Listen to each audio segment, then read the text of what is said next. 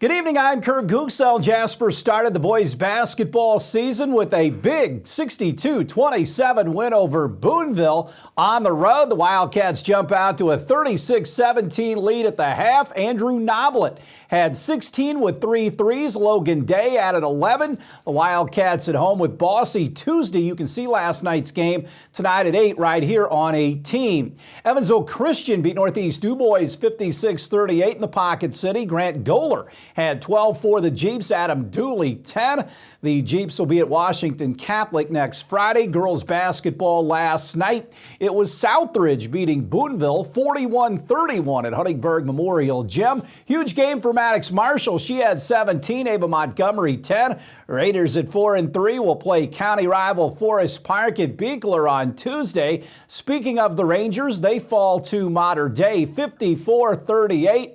Molly Combs had 11. Rangers again hosting Southridge in their next game.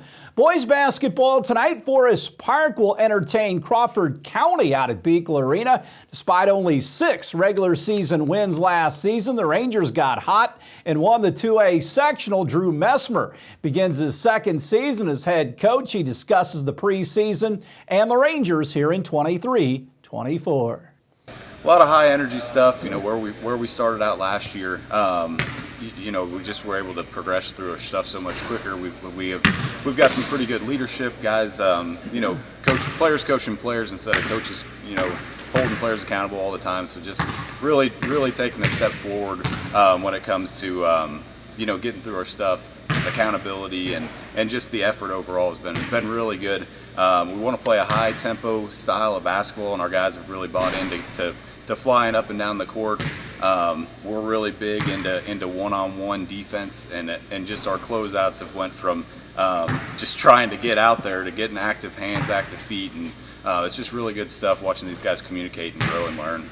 After a tough regular season, you guys were able to win the sectional. How big was that, carrying that into this year and the confidence that it gives guys? It was massive. I mean, playing that first game of the sectional against Crawford County, having 6 wins, just being able to string together 3 wins in a week when you had won 6 over the course of 3 months was massive for our guys. They really got a ton of confidence. We of course lost in the regional, but we played a Brownstown team that had just beaten a 20-win Southwest Hanover team by 30 the Monday before, and we lose to them by 15, and just had a different competitive edge to us. So from there, we brought our confidence into the summer, and just have had we won a ton of games. This summer we only lost to teams that won a sectional last year or a 4A opponent. So it was really good to see our guys just step onto the floor and have a little confidence after going through last year. What kind of offensive team can this be?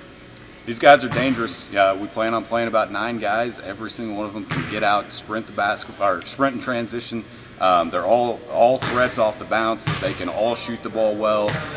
We do some competitive shooting drills where we keep track of how many makes they hit in a certain time frame, and guys are already breaking records from last season, 4 or 5 of them already. So it's really good to see them shoot the ball well, shoot it with confidence. These guys, we want to score about 60 a game if possible, which would be up from our 54 from last year. What about defensively with this group? They're very active. We'll play. Forest Park hasn't traditionally done this, but we'll play some 2-3 zone, and they're very active. They understand their coverages really well. Get their hands up. Yeah. If you skip a pass, with any sort of distance, our guys are quick enough to jump on it.